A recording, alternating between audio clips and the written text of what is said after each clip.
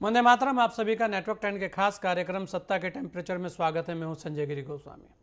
2024 के लोकसभा चुनाव के लिए सत्ता पक्ष और विपक्ष में अपने अपने स्तर पर तैयारियां चल रही है। मतलब अखाड़ा सज चुका है। बीजेपी ने हर तरह से अपनी मुहिम तेज कर दी है। बीजेपी की विकसित भारत संकल्प यात्रा को भी इसी आधार पर देखा जा रहा है। वहीं विपक्ष के दो इंडिया गठबंधन को सामने लाकर पीएम मोदी को चुनौती देने की कोशिश भी हो रही है। लेकिन विपक्ष अभी भी नेतृत्व और सीट शेयरिंग के सवाल पर उलझा हुआ है। इंडिया की बैठक में ममता बनर्जी ने कांग्रेस नेता मल्लिकार्जुन खड़गे का नाम आगे तो किया है, लेकिन अभी उसमें कई असमंजस हैं। इंडिया की नज़र खासकर जेडीयू की गतिविधियों पर भी है, ममता के पेचों पर भी है। आप भी पंजाब दिल्ली की हर सीट पर लड़ना चाहती है और इसी पर आज की चर्चा है कि जो 2024 का अखाड़ा है वो सज चुका है और कहाँ किसके कैसे पेच फंसे हैं।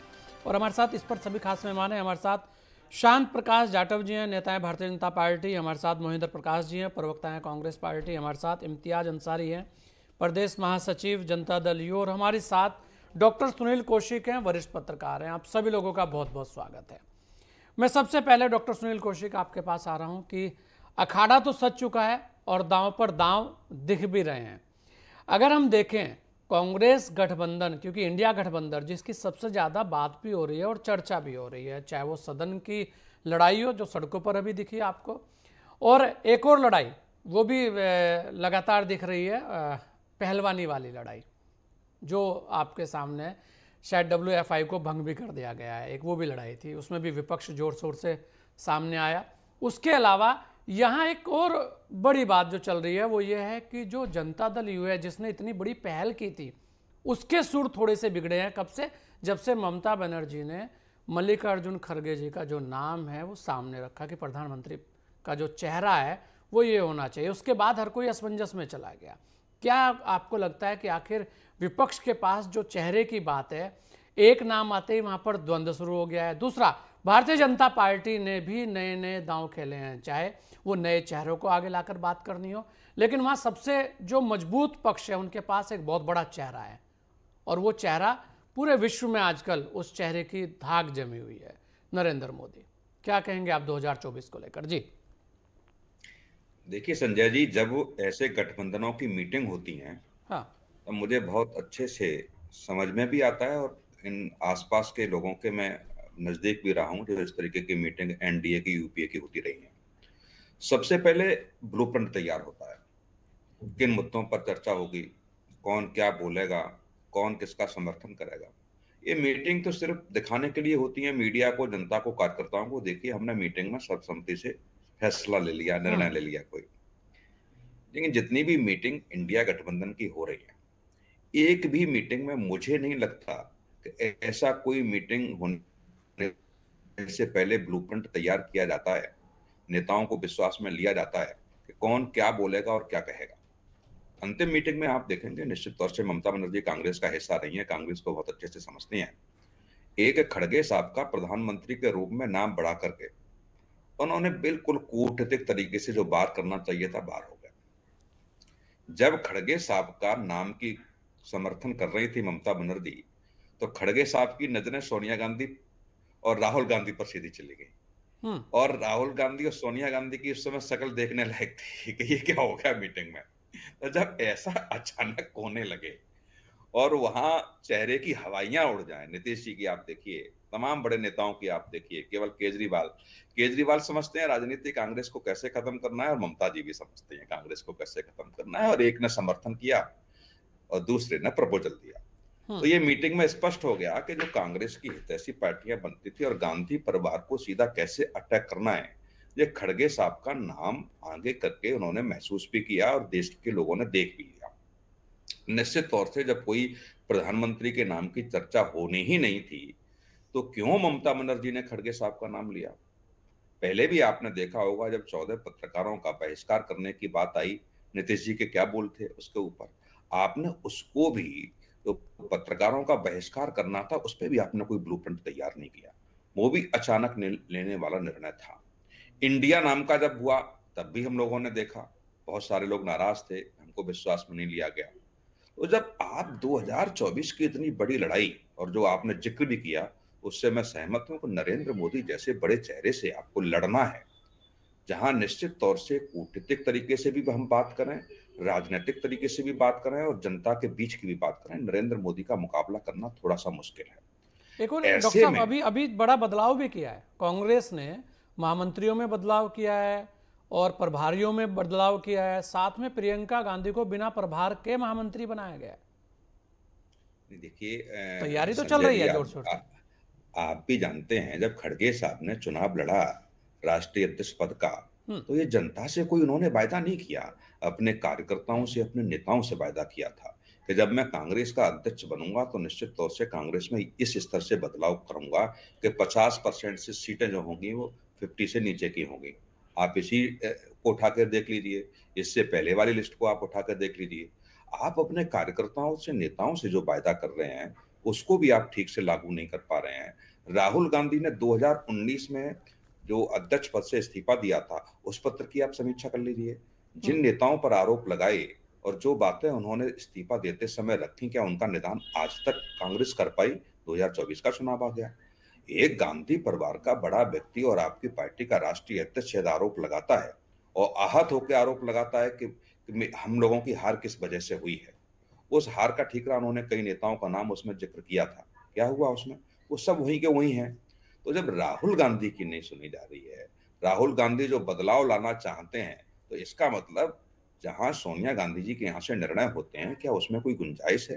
पंजाब प्रकरण को आपने देखा, सिद्धू साहब प्रियंका गांधी राहुल गांधी से मिलते हैं, कैप्टन साहब सोनिया गांधी से मिलते हैं। राजस्थान को आपने देखा, गहलोत सरकार गहलोत जी सोनिया गांधी से मिलते हैं और सचिन पायलट राहुल गांधी प्रियंका गांधी से मिलते हैं। जब परिवार ही बंटने लगे निर्णय लेने में, तो मुझे लगता है कि जो चुनौती निश्चित तौर से 2024 की है वो बहुत ही मुश्किल भरी हो जाती है। आप सारे संगठन के पदाधिकारियों को लेकर तो कब चलेंगे? मध्य प्रदेश में आप देखा समाजवादी पार्टी के क्या बयान थे, समाजवादी पार्टी के नेता ने किस स्तर तक आकर के कांग्रेस को कोसा। तो अब ऐसी स्थिति के बाद भी यदि मीटिंग होती है और उसका कोई ब्लूप्रिंट आपने तैयार नहीं किया, पहले आप घोषणा खड़गे साहब करते हैं, बड़े नेताओं ने मना कर दिया आने से। जब कोई मीटिंग होती है, बहुत ज्यादा लोग नहीं है, 26 लोगों का जरूर आपका गठबंधन है, मतलब आपको लग रहा है, ये लग रहा है डॉक्टर साहब कि खरगे जी के नाम पर जो इंडी गठबंधन है वहां पर असमंजस ज्यादा है। कांग्रेस में तो असमंजस है ही है जो आप बता रहे हैं, क्योंकि अभी वहां से भी कोई ऐसा एक मत से प्रस्ताव नहीं आया अभी तक कि हाँ चेहरा यही होना चाहिए, चलिए कांग्रेस बड़ा दल है, कांग्रेस का चेहरा यही होना चाहिए, ऐसा नहीं आया अभी। नहीं, देखो खड़गे साहब जब राष्ट्रीय अध्यक्ष गोस्वामी जी बने थे तो बड़े दलित नेता के रूप में कांग्रेस उनको पेश कर रही थी, और मेरी माने तो खड़गे साहब एक बड़ा चेहरा हो सकते हैं प्रधानमंत्री के खिलाफ, लेकिन गांधी परिवार स्वीकार करेगा कि नहीं करेगा ये बहुत महत्वपूर्ण। चलिए हमारे साथ इम्तियाज अंसारी जी भी है, उनसे भी जान लेते हैं, क्योंकि जनता दल यू के जो तेवर हैं आजकल कुछ अलग दिख रहे हैं। इम्तियाज साहब, क्या लगता है आपको कि जो इंडी गठबंधन है जिसे लेकर बात चल रही है और अभी आप सुन भी रहे होंगे, यहाँ यह है कि अगर खरगे जी का चेहरा रखा गया और ममता जी ने वो चेहरे को रखा और आम आदमी पार्टी से उसे कहा गया कि नहीं ये अच्छा चेहरा है, तो उसके बाद से जो रुख है कहीं ना कहीं जनता दल यू का अलग दिख रहा है। आपको क्या लगता है कि आखिर ऐसे कौन से कारण हैं कि जो जनता दल यू को ऐसा लगता है कि जो इंडी गठबंधन है वो इस चेहरे पर जीत नहीं पाएगा, या कहानी कुछ और है? जी इम्तियाज साहब। देखिए, इंडिया गठबंधन का जो आज गठन है या इंडिया गठबंधन की आज देश में तस्वीर है या इंडिया गठबंधन पे चर्चा हो रही है, तो इसके सूत्रधार तो आदरणीय श्री नीतीश कुमार जी है ही। हाँ, उनके ही प्रयास से, सफल प्रयास से ये इतना बड़ा गठबंधन बन पाया, इस पे चर्चा हो रही है, इस पे बात हो रही है। तो नीतीश कुमार जी देश के हित में और संविधान के हित में, जो देश में अघोषित आपातकाल है, जो स्थिति है, उसके खिलाफ एक मोर्चा भाजपा के खिलाफ उन्होंने बनाने का प्रयास किया, वो इंडिया गठबंधन के सूत्रधार है, उस पे सफल हो। अब सभी दलों के नेताओं का आपसी सहमति के बाद ही कोई निर्णय हो पाएगा, क्योंकि जो इतनी गठबंधन के सब नेता हैं सभी प्रमुख हैं, चाहे वो क्षेत्रीय दल हो या राष्ट्रीय दल। तो सभी दलों की जब तक सहमति, आपसी सहमति नहीं हो पाएगी, तो इस पे अभी कुछ कहना वे अभी बहुत जल्दबाजी होगी। तमाम नेताओं का एक दूसरे से संपर्क हो रहा है और 2024 के लिए जो तैयारी है वो तैयारी अंदरूनी तौर पे भी हो रही है, सीट शेयरिंग पे भी बात हो रही है, चेहरे पे भी बात हो रही है। तो उसपे सभी नेताओं की जब सहमति होगी तो वो मामला प्रकाश में आएगा। अभी इस पे कहना इतना जल्दबाजी। पर अंसारी जी, आप देखिए ना कि जनता दल यू, ये सही बात है कि नीतीश जी ने बड़ी जोर शोर से सारी चीज़ों की तैयारियां कराई, एक तरीके से सब लोगों को साथ भी जोड़ा, एक गठबंधन बनाने का बड़ा प्रयास उन्होंने किया। लेकिन यहाँ जब चेहरे की बात आई तो दोनों बड़े दल हैं। आप देखिए, आम आदमी पार्टी 2 प्रदेशों में सरकार चला रही है, तृणमूल कांग्रेस भी अपने दम पर सरकार चला रही है। तो ऐसे में अगर वो किसी के चेहरे की बात कर रहे हैं और वो भी कांग्रेस का चेहरा, क्योंकि बड़ा दल तो कांग्रेस ही है, तो उसके बाद कहां आपत्ति दिखती है जनता दल यू को? ऐसा क्यों लगता है कि अगर वो चेहरा रहा तो हमारा कहीं ना कहीं नुकसान हो गया, या हमारे कहीं ना कहीं एक उनका वर्चस्व ज्यादा रहेगा, वर्चस्व उनका ज्यादा रहेगा? नीतीश कुमार जी ने जब ये कदम बढ़ाया, इंडिया गठबंधन भाजपा के खिलाफ एक बड़ा मोर्चा तैयार करने का जब उन्होंने सोच जाहिर किया और उसके ऊपर जब उन्होंने कदम उठाया, विभिन्न राजनीतिक दलों से संपर्क किया या जाके मिले, तो नीतीश जी का अपना कोई उसमें लाभ या अपना कोई ये नहीं था। वो देश हित में काम करने के लिए आगे बढ़े और इसी तरह से आज ये प्रमुख मुद्दा बना है, इंडिया गठबंधन बन गया, सफल प्रयास। तो नीतीश जी को क्या दिक्कत क्या? उनको भी तो आके स्वागत करना चाहिए। उन्होंने तो खुद कहा था कि मैं प्रधानमंत्री का चेहरा नहीं हूँ।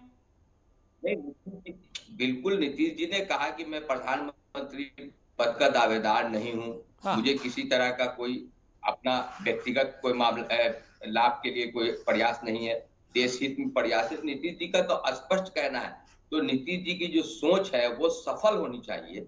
उसको सफल बनाने के लिए कांग्रेस हो या सभी दल हो, सब दल को एकजुट होना चाहिए। अभी देखिए, अभी हाल फिलहाल में 3 राज्यों में चुनाव हुआ, भाजपा की जिस तरह से जीत हुई, तो ये भी एक चिंता का विषय है ना। इंडिया गठबंधन बना था तो सभी छोटी दलों के साथ बात कर करके एक सामूहिक अगर रैली होता, सामूहिक प्रयास होता। देश में ईवीएम का सवाल है, देश की जनता ईवीएम पे सवाल उठा रही है, तो ये तमाम मुद्दा है। तमाम मुद्दा को तो इंडिया गठबंधन को ही तय करना है, जो देश का सवाल है। मतलब इम्तियाज जी, आप सीधा सीधा आरोप लगा रहे हैं कि कांग्रेस ने जो एक बड़े भाई की भूमिका थी वो निभाई नहीं है। अगर तीनों जगह सब मिलकर लड़ते तो शायद नजारा कुछ और होता, ये आप कह रहे हैं?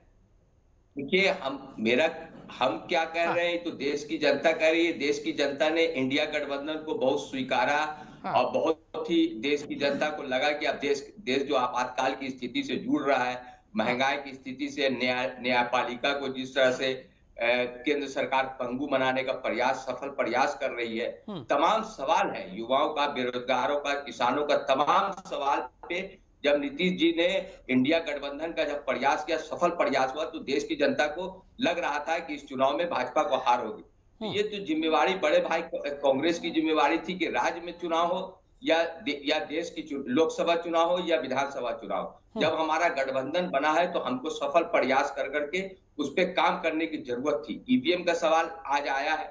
ईवीएम का अगर सवाल देश की जनता उठा रही थी तो उसको पहले ही निपटारा करना चाहिए था। जब रिजल्ट आने के बाद हम उस पर चर्चा कर रहे हैं, उसको पहले चर्चा होना चाहिए। और या कहीं पर तो चूक हुई है जिसका ये रिजल्ट है, जबकि देश की जनता भाजपा को पसंद नहीं करती थी। कहां पर तो कमी हुई है? देश की जनता पसंद नहीं करती थी, इम्तियाज साहब कह रहे हैं।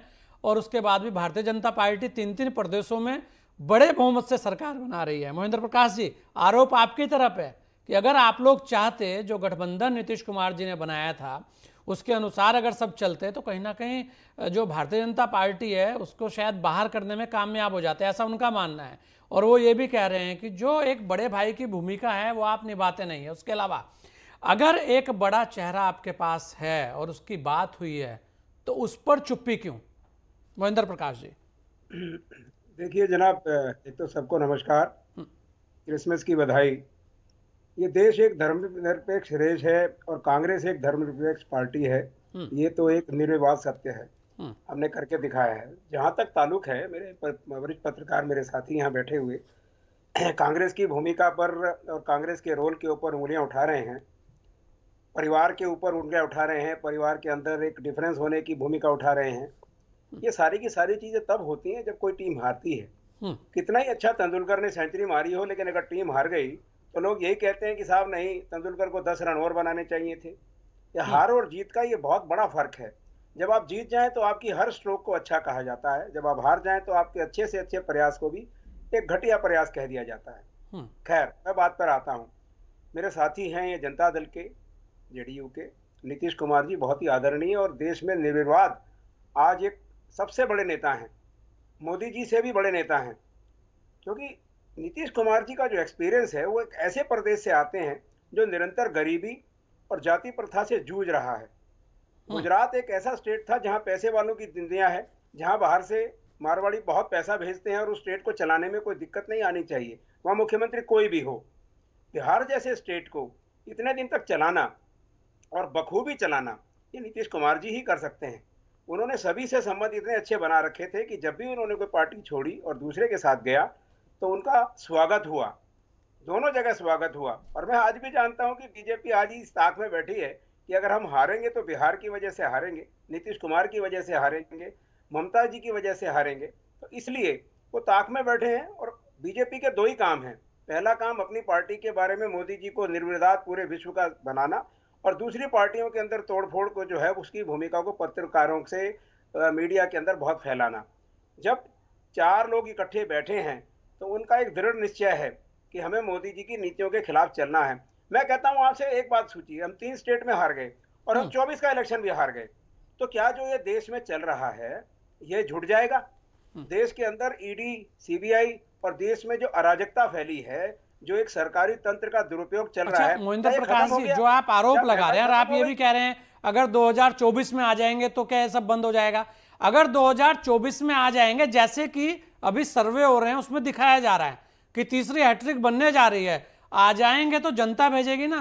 अगर जनता को वो सब पसंद आ रहा है, उन्हें नहीं लग रहे वो मुद्दे हैं, तब आप क्या कहिएगा? वो मुद्दे आपको लग रहे हैं लेकिन जनता को नहीं लग रहे, तो यानी कि कमी तो आपकी तरफ है मोहिंदर प्रकाश जी। बिल्कुल सही कह रहे हैं आप, मेरी बात समझिए। हाँ। जब एक 3 स्टेट के अंदर इलेक्शन हुआ, आपके सबके सर्वे कांग्रेस को जिता रहे थे, जिता नहीं रहे थे तो अपर हैंड दिखा रहे थे। ये तो मीमांसा और एनालिसिस आज हो रहा है ना हारने के बाद। खैर, मैं मुख्य मुद्दे पर आता हूं क्योंकि हमें आगे चलना है। ये कांग्रेस की वर्किंग कमेटी के अंदर आपने सबने सुन लिया, वहां जो स्टेट यूनिट्स थी, राजस्थान की थी, चाहे मध्य प्रदेश की थी, चाहे छत्तीसगढ़ की थी, उन स्टेट यूनिट्स ने सेंट्रल यूनिट्स का कहना नहीं माना और भरोसा दिलाया कि हम जीत जाएंगे। और सर्वे जिस किस्म के आ रहे थे तो कांग्रेस की सेंट्रल कमेटी को यही लगा कि हो जाएगा। लेकिन वो एक गलती थी जिसे स्वीकारा गया। गलती को स्वीकारना और उसको ठीक करना मेरा ख्याल कोई बुरा नहीं होता। मेरे साथी जनता दल के बैठे हैं, बाकी जितने भी हमारे इंडिया गठबंधन के साथी हैं, वो एक जिसे कहते हैं ना, एक चीज को गठबंधन को मान के चलने, ये गांठ बांध ली गई है कि अब इकट्ठा चलना है, कोई ऐसा सुर नहीं दिखाना कि हम अलग हों। भारतीय जनता बहुत समझदार है, जब वो ये ठीक से समझ लेगी और ये गठबंधन उनको समझा देगा कि देश के हित में इस गठबंधन का आना अब बहुत जरूरी है। मोदी जी को बाहर कर देने का मतलब ये नहीं कि मोदी जी इस देश से चले जाएंगे, मोदी जी 5 साल बाद फिर आ जाएंगे, लेकिन एक ब्रेक देना बहुत जरूरी है। जैसे इंदिरा गांधी जी को समझाया गया था इमरजेंसी के बाद कि आप बैठिए, और जब उन्होंने माफी मांगी और उन्होंने अपने आप को ठीक किया तो दोबारा लाया गया। एक प्रयोग देश के अंदर पहले हो चुका और भारतीय जनता जानती है अच्छी तरह कि मोदी जी एक डिक्टेटर हैं। मोहिंदर प्रकाश जी, आपने इतनी देर बोला, मोहिंदर प्रकाश जी आपने इतनी देर बोला, लेकिन मुख्य मुद्दा जो था उससे आप अभी तक भी बोलने से बचते रहे।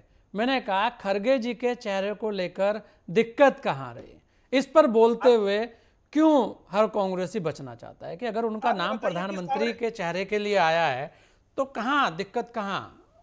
देखिए, और ये बात प्रदेश महासचिव महोदय भी बचते दिखे, इम्तियाज अंसारी जी भी, वो भी बोलना नहीं चाह रहे थे, और वही बात आप भी कर रहे हैं। इंडिया गठबंधन में ममता बनर्जी ने एक बात कही, जिसको केजरीवाल जी ने सपोर्ट किया, बाकी सबने किसी ने अपोज नहीं किया। एक प्रयास है, एक प्रपोजल है जो विचाराधीन है, इसमें कांग्रेस के हाँ या ना करने से क्या? अच्छा ये बताइए, कांग्रेस अगर हाँ कर देगी जी खड़गे जी हैं, तब आप हल्ला मचाएंगे कि बाकी पार्टनर्स को नहीं पूछा, खाली ममता जी के कहने से दे दिया। आप कभी जीने नहीं देंगे साहब। अभी मतलब खड़गे जी का है प्रधानमंत्री, ले देकर सारी जिम्मेदारी मीडिया की। मोहिंदर प्रकाश जी, चले मेरे नेता बीजेपी के हमारे साथ शांत प्रकाश जाटव जी भी हैं। जाटव जी, क्या लगता है आपको 2024 का रण? कांग्रेस ने बड़ी बड़ी जो बिसात है वो बिछाई है, बहुत सारी चीजें हैं, लेकिन चेहरे की अभी भी लड़ाई है। जी जाटव जी, देखिए, बात अगर कांग्रेस की करें तो कांग्रेस जो बड़े भैया के रूप में अपने ये जो इंडिया अलायंस में अपनी भूमिका निभाने का प्रयास कर रही है, वो दरअसल अभी जो चुनाव हुए और उसमें जो बड़े भैया होने का जो कारण बनते थे तीन स्टेट जिस तरीके से निकले इनके हाथ से, तो वो नीचे से जो है 3 सीटें निकलने से, 3 स्टेट निकलने से अब ये छोटे भैया भी हैं या नहीं, क्योंकि जो लोग इनकी बात मान रहे थे वो आज इनके सामने आंखें डाल करके खड़े हो गए हैं। और इसी की प्रतिक्रिया है कि ममता जी ने स्पष्ट कर दिया, क्योंकि ममता जी ने अगर वो चुनाव जीत जाते तो ममता जी जो है वो बैकफुट पे रहती। वो वेट कर रही थी इसी दिन का कि जैसे ही ये चुनाव का परिणाम आएगा उसके बाद में मैं अपने पत्ते खोलूंगी। और वो यहाँ पर आप देखिए अरविंद केजरीवाल और ममता बनर्जी इन्होंने दोनों ने अपने पत्ते बिल्कुल खोल दिए। और यहाँ पशुपेश में है इंडिया अलायंस कि अब आगे क्या होगा। इनफैक्ट क्या है कि इंडिया अलायंस इस वक्त में जुटा तो है मगर इनके पास में एजेंडा नहीं है। अभी जिस तरीके से हमारे डॉक्टर साहब कह रहे थे कि इनके पास में एजेंडा नहीं है, ये बस अपना धूल में लट्ठो मारने वाली बातें चल रही है। जो मीटिंगें होती हैं वहां कोई एजेंडा नहीं है, किस तरीके से काम करना है। इनफैक्ट क्या कि हर एक जितने भी अलायंस के इनके घटक हैं वो सभी अपने दिमाग में स्वयं को प्रधानमंत्री पेश करना चाह रहे हैं। पर जाटव जी ये कह रहे हैं कि ईवीएम से जीत गए आप, नहीं तो जनता तो चाहती ही नहीं है कि वोट मिले आपको। ठीक है, नाचना है आंगन टेढ़ा, वो कोई बात नहीं, इसमें तो कोई ये कुछ भी कह सकते, मगर असल बात जो है वो ये मानने की है कि जिस तरीके से आपने कांग्रेस के समर्थन से पहले अल्पकालीन समय के लिए जो प्रधानमंत्री बने थे उस प्रकार के एक और प्रयोग करने की कोशिश ये इंडिया अलायंस कर रही है, ताकि 6-6 महीने के लिए सभी जो है वो प्रधानमंत्री बने। और खड़ा किया प्रधानमंत्री के लिए, उसके बाद में टांग खींच करके दूसरे को खड़ा कर दिया। इस प्रकार की चाहत रख करके जितने भी ये जो घटक हैं सब एक बार अपने आप को प्रधानमंत्री के रूप में पेश करना चाह रहे हैं। और यही कारण है कि वो किसी भी सूरत में कांग्रेस को फ्रंट लाइन में लेकर के नहीं बल्कि स्वयं को फ्रंट लाइन में लेकर के काम करने की कोशिश कर रहे हैं। जिस तरीके से हमारे नीतीश कुमार जी हैं, उन्होंने इसको गठबंधन जो बनाया इन्होंने, उसके पीछे मंशा यही थी कि कुछ समय के लिए मुझे मिले मौका। ठीक है, 5 वर्ष के लिए तो कोई नहीं देगा मगर कुछ समय के लिए मिले। और ये कुछ समय के लिए जो है ना, ये मौके के चक्कर में ये इंडिया अलायंस के सभी घटक अभी भी कोशिश में है। मगर जिस तरीके से भारतीय जनता पार्टी की चहुमुखी जीत हो रही है, जनता जो है इस इंडिया अलायंस को, इनकी काम करने की शैली को किसी सूरत में स्वीकार नहीं कर रही है। इस कारण से मैं समझता हूं कि इनका कहीं भी इंडिया अलायंस का कहीं कोई खास वजूद रहने वाला नहीं है 2024 चुनाव में। कोशिश इनकी जरूर रहेगी कि हम भी 6-6 महीने के लिए प्रधानमंत्री बने। नहीं, यही बहुत सारी चीज़ें हैं। लेकिन अगर डॉक्टर सुनील, सब लोगों को आपने सुना, क्योंकि समय कम है, अगर मैं इसे पूरे निचोड़ को देखूं, मोदी गारंटी को लेकर तो यात्रा निकल पड़ी है और तीनों प्रदेशों के अंदर अब भले कुछ भी कहें कि ईवीएम खराब थी या कुछ थी, लेकिन जनता ने तो अपना जो इरादा है वो जता दिया है। और जिस तरीके के अभी सर्वे हो रहे हैं, सर्वों में भी आ रहा है कि भारतीय जनता पार्टी बहुत आगे है। और ऐसे में यहाँ पर दोनों तीनों लोगों को आपने अगर देखें, सुना होगा, तो कहीं ना कहीं जो खरगे नाम है उसका करंट तो है। क्या कहेंगे आप, क्योंकि वो करंट है, देखो बोलना कोई नहीं चाह रहा उस पर। देखो निश्चित जी, गोस्वामी जी आप सही कह रहे हैं। आप देखिए 2 बड़े नेताओं ने जिनकी 3 राज्यों में सरकार है, हाँ। यदि पूरे इंडिया गठबंधन की हम बात कर लिया जाए, जन समर्थन की बात कर ली जाए, विधायकों की बात कर ली जाए, तो छोटा मोटा कद नहीं है ममता बनर्जी का, केजरीवाल जी नाम सही लीजिए। इंडिया गठबंधन, आपको भारत कहने में क्या ऐतराज है? इंडिया कहने में क्या ऐतराज है? ये कोई पाकिस्तानी नाम तो नहीं है जो जबान पर नहीं चढ़ता। आप बताएंगे मुझे क्या बोलना है? मैं कोई पार्टी का पक्षकार करता हूँ? नहीं, मैं क्यों बोलूंगा? आप कौन होते हैं मुझे बताने वाले? हर आदमी होता है। अरे आप भाजपा को बोलिए, जेडीयू को बोलिए, जो मेरा यही आप लोगों की दिक्कत ऐसा नहीं है। इसीलिए आप लोगों की दिक्कत है। नहीं, यही आप लोगों की दिक्कत है ना, जो आप अपने शब्द दूसरे के मुंह में डलवाना चाहते हैं। नहीं, यही गलत है आपका। चलिए डॉक्टर सुनील जी, जल्दी से एक लाइन में अपनी बात रख दीजिएगा कि वास्तव में गठबंधन का चेहरा जो है, वो जो चेहरे का पेच है, वो खुलेगा या फंसा रहेगा, ये बता दीजिए। नहीं, बिल्कुल बिल्कुल फंसा रहेगा। मैं कह तो रहा हूं, तीनों चारों मीटिंग की आप समीक्षा व्यक्तिगत तौर से कर लीजिए। हाँ, कांग्रेस को बड़े भाई के रूप में आना पड़ेगा, कांग्रेस को बहुत कुछ खोना पड़ेगा, तब मुझे लगता है कि इंडिया गठबंधन बच सकता है। नीतीश जी की भूमिका भी कम नहीं आंकी जा सकती है। नहीं, बिल्कुल नीतीश जी की भूमिका बड़ी रही है और महत्वपूर्ण भूमिका में नीतीश जी हमेशा रहे हैं, लेकिन इस बार का ममता बनर्जी वाला जो एक झटका है, उससे लेकर जरूर हर कोई सकते में। चलिए, आप सभी ने अपना समय हमें दिया, इसके लिए आप सभी लोगों का बहुत बहुत धन्यवाद। लोकसभा चुनाव के लिए सियासी दलों में हर स्तर पर मंथन हो रहा है। 2024 का अखाड़ा सज गया है, हर किसी के दांव पेच चल रहे हैं। देखने वाली बात यह होगी कि 2024 का जो ये अखाड़ा है, ये जीतेगा कौन। इस विशेष पेशकश में इतना ही, दीजिए मुझे इजाजत। जय हिंद।